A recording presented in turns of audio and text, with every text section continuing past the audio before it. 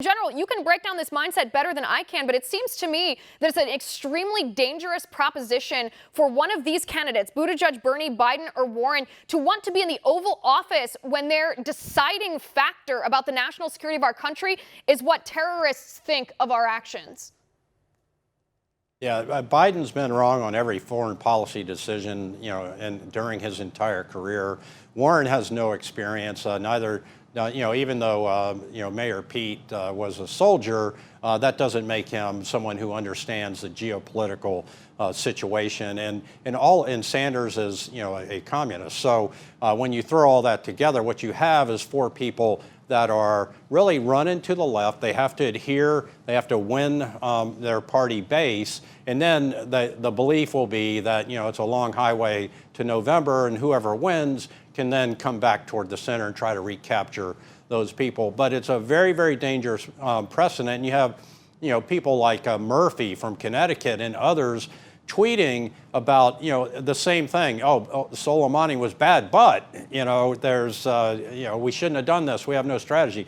I don't know what they're smoking, but we have a very clear strategy. The president has been very clear of maximum pressure. He's been leveraging the elements of national power, diplomatic, information, military, economic, to squeeze Iran and reverse this terrible policy that we had under Obama of appeasing so that they could come in and think about it, Liz. The Arabs and Persians have historically hated each other. And now Persia, Soleimani was all the way up to the Syrian border and in Syria and the Jordanian border. And, the vacuum that Obama created in Iraq created the conditions for, and yes, the Bush's invasion of Iraq, and we've talked about this, began and lit that fuse. But Obama created the conditions for Soleimani and Iran to come in and set up shop and begin to control through a Shia government. And, let's remember that Iran is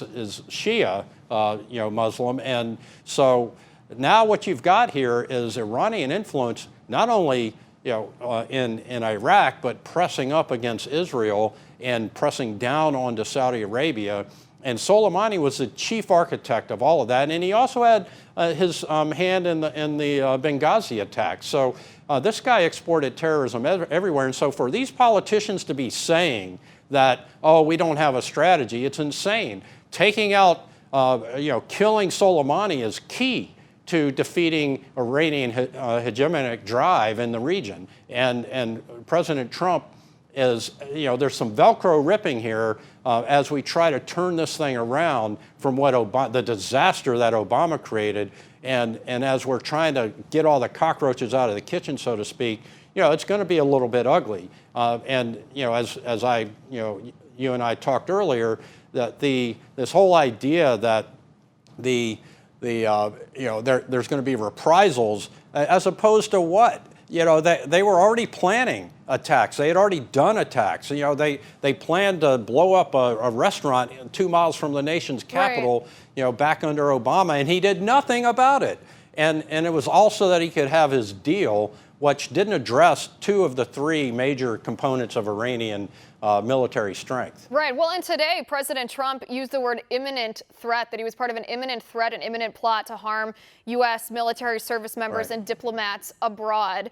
And I think, too, the precedent that was set by the Obama administration emboldened the Iranians, emboldened Soleimani to think that they, sure, could do these different things, commit these acts of war against the United States, killing the U.S. contractor weeks ago, attacking the sovereign U.S. embassy in Baghdad without any consequences, because they didn't suffer any consequences, right, under the Obama administration. And President Trump is certainly putting them in their place.